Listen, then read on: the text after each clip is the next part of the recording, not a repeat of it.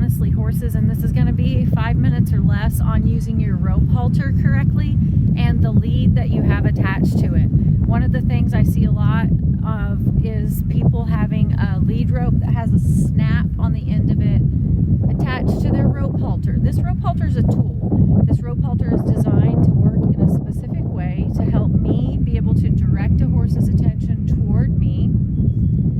And if I have a big snap here at the underside of my horse's face, and I'm utilizing my rope halter maybe by putting a little wiggle in it, if I were going to ask a horse to back up, this horse is pretty sensitive, so my ask is very soft and light. That might not be the case if I have a horse who's not really actively participating in what I'm asking. What I'm trying to say is that maybe they don't back up quickly, or they don't respond to that light pressure, which would require me to bring that up just a little bit. I'm never going to be flailing it everywhere. That's not my goal.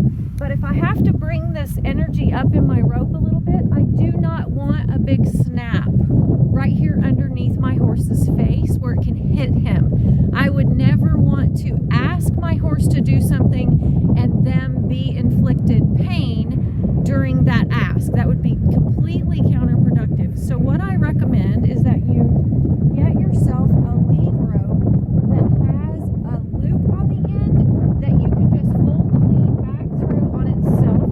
Bring it up a little bit closer so I can show you up close what that looks like. This has had the snap removed. It came with a snap, and then I took it off and I just looped the lead rope through that hole on the bottom of his halter. Now I'm going to back him up again, and I'm going to step him just slightly this way. I'm going to show you the other thing. Notice I have 2 fingers between his cheekbone and the knot on this halter. That is where my rope halter should sit on my horse. That's high enough up on his facial bone that I am not inflicting pressure down here on this very tender nasal bone that comes down this way. I want my halter to sit up here across this point of his face where it's the most comfortable and it's also the safest. That is about 2 fingers below the cheekbone on most horses. That's pretty accurate. You can figure that.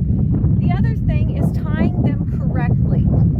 So when I tie my rope halter, I'm simply going to run the tail end through the loop first. Okay, just like that. That's no different than if I had a flat nylon halter. I just run the tail end through the loop.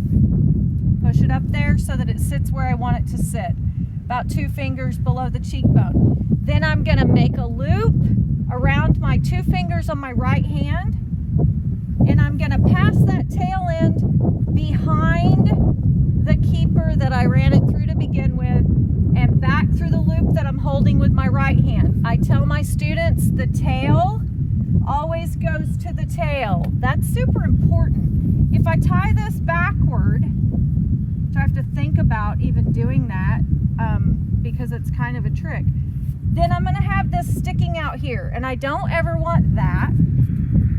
I don't want it to be in this shape where I've taken it this way. That's not the way these are designed to be tied. That's going to pull tight too. It's designed to work with us pulling our tail end through the keeper. Tail end goes back through, and it makes a nice little figure 8 around that, and the tail goes to the tail. That's how we correctly tie our rope halter. That's the type of lead that we need to use on the bottom of our rope halter so that nothing hard metal is hitting our horse in the bottom of the face as we use this tool in our training. I'm Amy Riles with Honestly Horses. That's rope halters and leads in 5 minutes or less. Thanks for watching. Don't forget to click that like and subscribe. And until next time, happy trails, y'all.